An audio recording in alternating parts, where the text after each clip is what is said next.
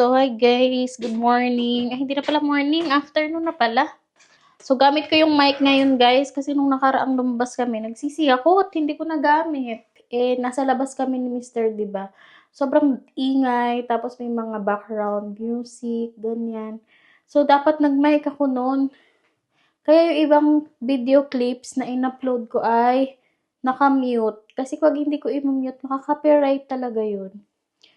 So, magluluto lang siguro ako. Pala ako for dinner. Wala si Mr. pumasok. So, alam ko naman guys na marunong naman kayong magluto. Kaya hindi ko na i-explain kung ano lulutuin ko. Minudo lang naman.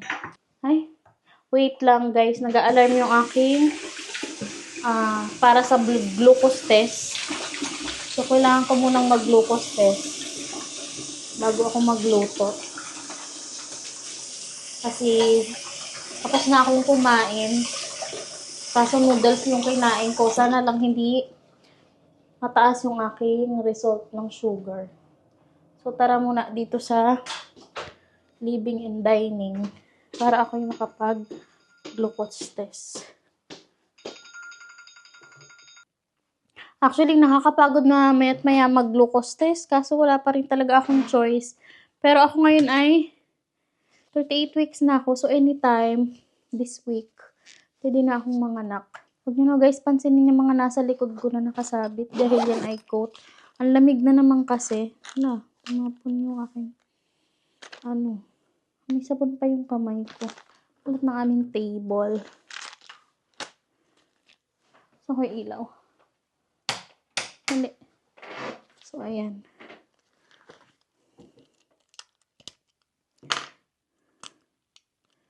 Kanina, ang taas ng sugar ko. Ay, kagabi pala. Parang nag 8.2. Dahil yata sa plum na kinain ko. Pag nagugutom kasi ako, hindi ko rin mapigilan yung sarili ko. Talagang makain din talaga ako kahit prutas. Kaso, mas mayata yung plum. Matamis yata yun. Kaya, yun. Ouch! Sakit.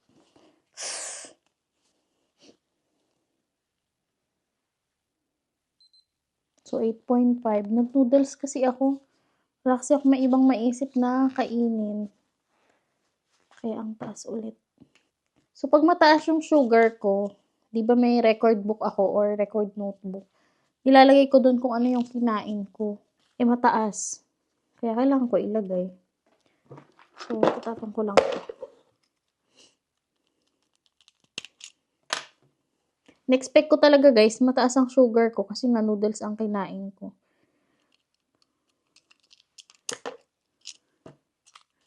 Tapos hindi ako masyadong naggalaw-galaw. So, bali nung nagpunta pala kami guys sa Manchester ni Mr. Ang kinain namin, rice noodles din. Tapos, Vietnamese food. Tapos, ang sugar ko lang ay 7.3. Mababa siya kasi nga, kahit rice noodles yung kinain ko, carbohydrates. Pagkakain pa lang namin, naglakad-lakad na kami ng diretsyo. 1 hour yun, lakad kami ng lakad. Hindi ako umupo. Umupo lang kami nung sabi ko sa kanya, kailangan ko nang mag-glucose test. Ngayon, noodles yung kinain ko ang unti-unti. Kasi nakaraan, ang dami nga nung rice noodles na yun. Ngayon, ang unti-unti. Tapos, di naman ako masyadong naggalaw-galaw, naglakad-lakad. Kahapon, nag-garden ako. Ang kaso naman kasi, mainit kahapon. Ngayon, nakakatamad na namang lumabas dahil malamig. Makulimlim na naman sa labas, guys. Tapos, medyo ulan-ulan na naman. Yung autumn dito, Taglagas, parang talaga winter na, kahit pa winter pa lang. Bali, gagawa pala ako ng toge, guys. Para, may mga bote ako dito, spare bottle ng mineral. So, ito. Pero, ito yung mga pinaggamitan ko. So, dito ko gagawin yung toge. Pero, sana maging successful. Hindi ko pa na-try. Pero, kasi pag bumili kasi ng toge sa supermarket, ang lalaki niya. Tapos, pag hindi ko yun agad naluto, masisira. So, yan. So, kailangan pag bumili ka ng sprout sa supermarket o sa mga grocery shop, lulutuin mo agad. Ewan ko kung pwede pa yung aming carrots. So, gagawa ako guys ng bean sprout o toge sa atin. Dito ko siya, ito gagamitin ko. Munggo lang naman yan eh, di ba?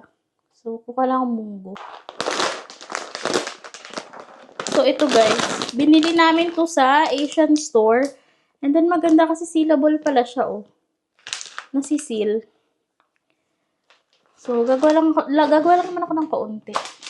Okay, so guys, bago ako magluto ng minudo, gagawin ko na muna itong munggo. Bababad lang naman to, hugasan, and then, ibababad. Tapos, mamaya ko na siya isasalin dito sa bote. Kasi kailangan ko pala tong ibabad ng 4 to 5 hours. So, mamayang gabi ko siya isasalin. And then, after, within 2 to 3 days, toget na siya. Ang hirap buksan. Medyo mahirap siyang buksan. So, yan. Hugasan ko lang. Konti lang yung gagawin ko kasi dalawa lang naman kami ni Mr. na kakain. Siguro 1 cup lang. So, yan. 1 cup lang gagawin ko and then feeling ko enough na yan. Masama din naman kasing masobrahan. Warm water daw dapat ang pang-hugas. Ito yung binili namin guys sa Morrison. Minsan may ganun silang mga promo. Medyo mura-mura. Okay, 1 pound lang. Tamang-tama lang to pang hugas ng mga gulay, ganyan. Slice ko lang itong aking pork. So habang nag-i-slice ako and magpe-prepare ng dinner, magkwento-kwento na lang muna tayo kasi alam ko naman na hindi nyo kailangan ng tutorial kasi marunong naman na kayo. At magagaling na kayong magluto for sure. So, chika na lang tayo kung paano ko nakilala si husband. So, paano ko nga ba siya nakilala? Kasi, way back 7 years ago, 2016, nagkakilala kami kasi nasa Singapore ako noon before nag-work. And then, sa Singapore, pag may occasion like Christmas, ganyan, or Chinese New Year, ang mga company ay nagpapadinner yan sila sa labas. So, syempre, pag nagpapadinner sila sa labas, marami sila, diba? Ganyan. So, that time, nag-work ako sa, hindi ko napabanggitin pala, yung pangalan ng restaurant. So, that time, nag-work ako sa isang Chinese seafood restaurant. Malapit siya sa dagat. Kita mo na nga yung Malaysia dun eh. So, company out nila that time. And then, syempre, mga employees, ganyan. Hindi ko na rin sasabihin guys kung saan nag-work si Mr. before. Privacy na yun ng company. So, bali ang mga ka-work ko pala doon ay isang taga-Thailand. And then, more Vietnamese na nakapag-asawa ng mga Singaporean, ganyan. So, halos kadalasan, ganun yung mga ka-work ko doon sa Singapore. And then, tapos Chinese from China. So, that time kasi ay, ang kasama ko lang, kasi yung iba, hindi naman kami sabay-sabay pumapasok, iba closing, ganyan. So, ang kasama ko noon, yung Chinese from China. So, hindi siya masyadong magaling mag-English or hindi siya marunong masyadong mag-English. Parang puro senyas-senyas lang, ganyan. So, ako yung nag-assist sa kanila. Kaya ako nakilala si Mr. Kinuha niya yung number ko, ganyan. Hanggang sa nagkakilala na kami. But that time, is friend pa lang kami as in, syempre, hindi ko naman siya kakilala, ganyan. Matagal kaming friend. May girlfriend pa nga siyang, sabi niya nun eh, Pilipina din. Na helper, DH, sa Singapore. So, yon. Tapos yan, itong si Mr., nagkahiwalay sila nun. Ni ate mo girl na Pinay. Hindi ko na guys babanggitin kung ano yung reason. Personal matters yun. So, hindi ko na i-share. Baka naman magalit na sa akin si Mr. At pati yung story niya, chinichika ko pa. Ganyan. Tapos, may partner ako before. Wait lang guys. May Amazon sa tapat ng bahay. So, ayan guys. Sabi ko nga sa inyo may Amazon sa tapat tumigil. Ito yung order ni Mr. kanina lang umaga. Ang bilis naman dumating. Tapos nakalagay same day. Wait lang guys ha. So, yun. Inilagay ko lang yung Amazon dun sa Amazon parcel sa kusina. Ay, sa kusina. Sa lamesa. Mamaya ko na siya i-open. Nawala tuloy yung kwento ko. So, kinuha ko lang to guys sa ref, yung mga aking gagamitin. Nasaan yung kwento ko, nawala na. Tapos, guys, nakilala ko nga siya 2016, ganyan. So, may girlfriend siya noon, ganyan. Tapos, nagkahiwalay sila. Pero, nung nakilala ko siya that time, palipat siya ng India. So, aalis siya ng Singapore. So, yun, nawala yung communication namin kasi ganyan, busy din ako sa work, busy din siya sa work, ganyan. Pareho kami. So, yan. So, bali minsan, guys, nagkakamustahan pa rin naman kami ni Mister, ganyan. Pero hindi ganun kadalas kasi nga, busy siya, busy ako, ganun. Tapos, wala naman kaming relasyon pa. Talagang magkaibigan pa lang. And then, may ex-partner ako. Namatay siya na aksidente. So, kung mapapanood niyo yung mga iba kong video, yung mga una kong video sa YouTube, meron talaga akong anak. Dalawa yan sila. At saka ako na-explain kung bakit hindi namin sila kasama dito sa UK. Kasi ibang kwento pa rin yan. Another chika. So, isa-isa lang kasi. Nakakahapong magkwento. Lalo na bigat-bigat ng aking dinadala. So, medyo hinahapo ako magkwento. Kaya hindi rin ako masyado pang nagkukwento. More in, konti lang, yung outdoor, labas-labas. Kasi nga, pag ganitong kwento na, yung plain, nahapo ako talaga. Parang habol hininga. Kaya, hindi ko pa siya machika. So, next time na yan, dito muna tayo kung paano ko nakilala si Mr. Way back 2018 naman. So, namatay naman yung ex ko sa aksidente naman. Yung road accident. Tapos, itong si Mr. pa nga, nung kinento ko sa kanya, nagulat siya. Sabi niya, talagang hindi masasabi yung buhay ng tao. Ganyan. Na yung bigla na lang mangyayari, hindi natin inaasahan. Which is totoo naman talaga. So yun, namatay siya, 2018. And then after that, nag-COVID. So si Mr. nakabalik na yan ng Singapore from India. So nagkaroon naman ng COVID, 'di ba? Ano yun December 2019 nung nagka-COVID, na-discover. So, nasa Singapore naman siya noon. Siyempre, tapos siya, hindi siya nawala ng trabaho, guys. Pero that time, nagtatanggalan ng worker sa Singapore. Tapos, pabalik ka sa sarili mong country, ganyan. Uuwi ka. Ito si Mr. hindi naman siya natanggal. Ang ginawa niya, nag-volunteer siya kasi matagal na siya sa company. So, sabi niya, kaysa yung iba daw yung matanggal, na lang siya, volunteer. Kasi parang, yung iba bata pa, ganyan. So, parang nagpaubaya siya. Kaya, bumalik siya dito sa UK. So, na-lockdown siya dito ng parang 2 years and a half. Diba, bawal ang nun, mag-travel, ganyan, mag-tour. Tapos, parang na-realize daw niya na ang lungkot pala mag-isa.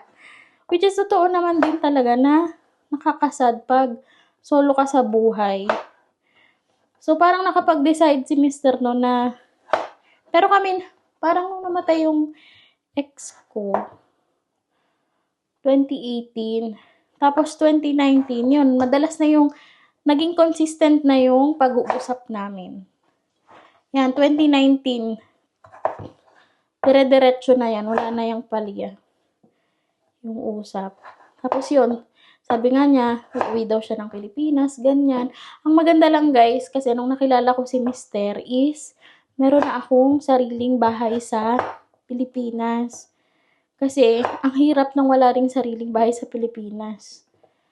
So, kinuha ko yun nung ako ay nag-work din sa Singapore. Talagang, pinaglaanan ko din siya guys, kasi alam nyo, ang pera, ang bilis-bilis talaga ubusin.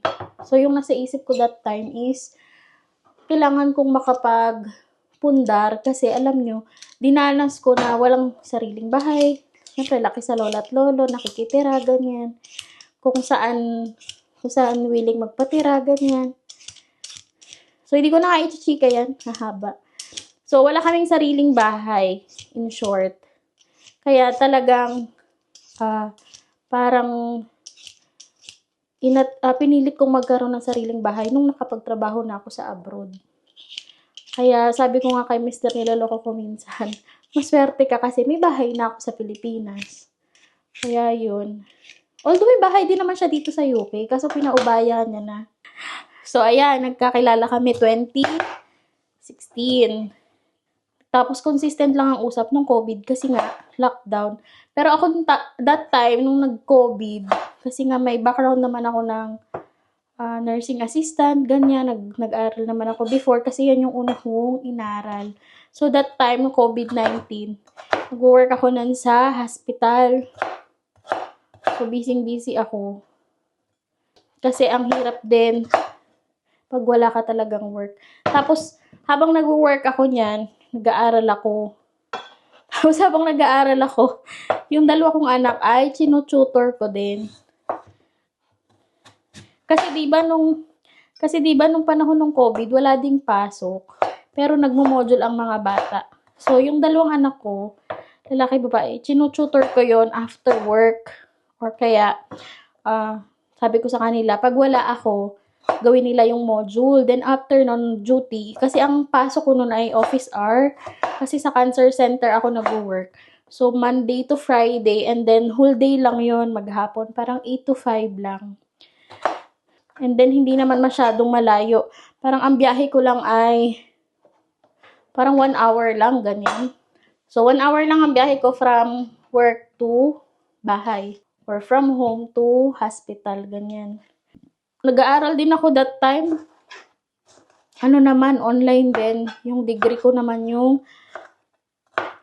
pinupursu ko. Pero dahil minsan may mga professor na kailangan ng time, ganyan, kailangan mo pumunta sa school, ganyan. Nag-decide din ako mag-resign agad kasi syempre mas pipiliin ko yung pag-aaral ko kasi yung tumatanda ako, ganyan, sayang yung panahon. Tsaka ayoko nang ma-extend nang ang pag-aaral ko ay more than 4 years. Kailangan matapos ko siya ng 4 years. Ganun talaga yung goal ko that time. So, nagpakasal kami 2022. Dumating siya sa Pinas ng 23. Basta, nung umuwi siya sa Pinas, pero bago siya umuwi ng Pinas, tinatanong niya na ako kung gusto ko daw ba siyang pakasalan, payag daw ba ako, ganyan. And then, wala naman ako nakikitang dahilan para hindi. Kaya yun, pumayag na din ako. So, kaya kami nagpakasal. Pero yung kasal namin ay simple lang. Hindi ako nag-invite ng madami. Hindi rin kami sa church. Simple lang talaga, guys. So, saka ko na, guys, isi-share sa inyo yung namin, kasal. At saka kung magkano yung ginastos namin. Sa Pilipinas pala kami nagpakasal. Pero na-inform niya na rin dito nga na kinasal na ulit siya. Kasi si Mister ay divorce. So, yung nga sabi ko sa inyo, meron namang bahay si Mister dito, but pinaubayan niya na kasi yun. Diba, conjugal property yun, pwede silang hati, ganyan. Hindi na siya nakihati. Niyaan niya na lang sa ex niya. Para walang maraming issue. Ayaw niya din kasi ng ganun. Sensya na kayo guys kung ang gulo ng kwento ko. Tanda halo-halo na. Pero ang kwento ko dapat kanina ay kwentong UK, naging kwentong paano kami nagkakilala, saan, ganyan. Tapos next ko na lang ikukwento guys yung kasal namin, kung saan kami kinasal, magkano ang nagastos, ganyan. Bakit hindi ko kasama yung aking mga anak dito sa UK. So, saka ko na lang yun ichichika at i-open sa inyo kasi masyadong hahaba at masyado akong hahapuin. Nakakahabol hiningang magdadaldal. Kaya hindi ko lahat makwento. Kasi hindi ko lahat makwento na lahat-lahat. Mamaya i-open ko pala yung in-order ni Mister kung tama. Sa yun, Amazon. Kaka-order niya lang yun ngayong umaga bago siya pumasok sa work. Tapos nandyan na agad. Ang daming buto guys ng bell pepper. Ang sarap sana itanim neto. Kaso wala. Late na. Hindi na yan siya mabubuhay. Taglamig na. Kaya yung ibang halaman namin pinasok ko na katulad ng kalamansi, ganyan. Malunggay. Pinasok ko na yung malunggay bago pa matuluyang mamatay. Kasi yung malunggay ay naninilaw na. Para masobrahan na siya sa basa, sa lamig. Lamig na talaga siya ng tuluyan. Sayang naman kung hahayaan ko sa labas na mamatay. Kaya ipinasok ko. Medyo matagal din kasing magpa-sprout. Yung mga nandito sa UK guys, tapos gusto nyo ng seeds ng malunggay, ano nyo lang ako, PM nyo lang ako. O kaya guys, mag-comment kayo para ma-share ko yung seeds. Medyo madami yun. Sa isang pack, parang 10 pieces. And then, ang in-order ko nga ay parang 4 yun. So, isa pa lang yung nagamit ko. Pwede ko pang i-share yung 2 or yung 3, diba? Kasi yung seeds, ay sure naman na mabubuhay yun talaga. Tapos, kung nasa Pinas ako, nag-dry din ako ng malunggay leaves. Para nga kasi, pag nag-breastfeed ako, meron akong malunggay. So, igigisa ko lang itong pork or lulutuin ko na siya. Para mamaya iinitin na lang. Ay, napadami. Mobra. Kusang ko to guys, para mas maganda-ganda yung lighting. Ouch! Arte. Ang init. Salsikan ako. Ang sakit.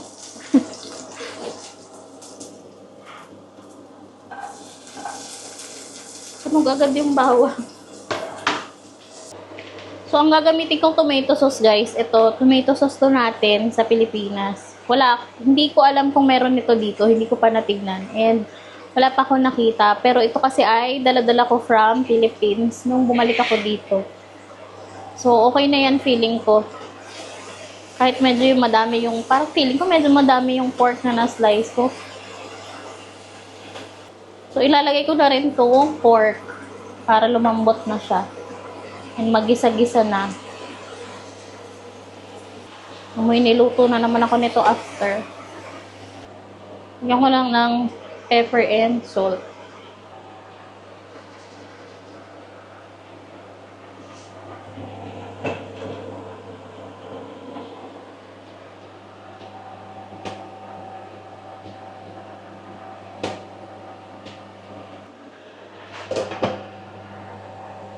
Medyo malambot na guys yung pork, kaya ilalagay ko na yung aking carrots para lumambot-lambot natin siya. And then mamaya ko na isusunod yung patatas.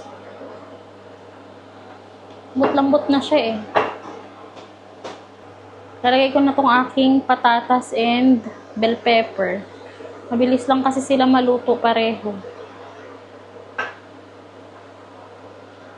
And then, ilalagay ko na yung aking tomato sauce para maluto na din.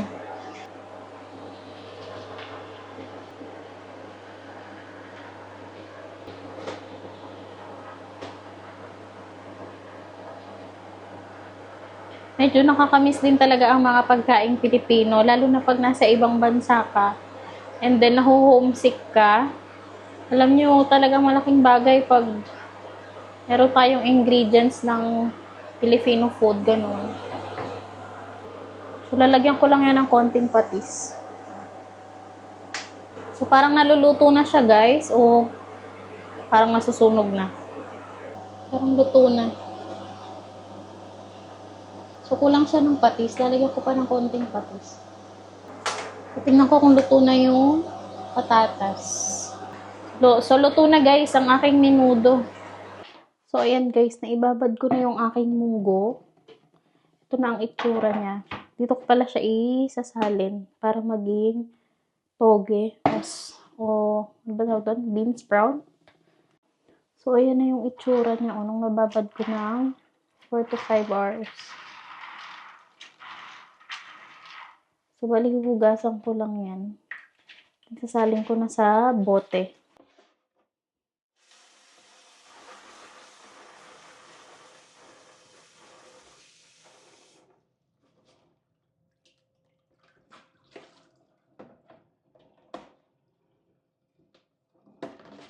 So, isasalin ko na guys yung munggo.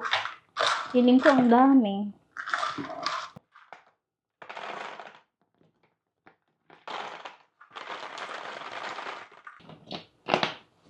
So, ayan. Tapos na. And then, itatago ko na lang sa cabinet sa madilim para siya ay tumubo. And then, after 2 to 3 days yata, ay, ano na to, toge na or bean sprout.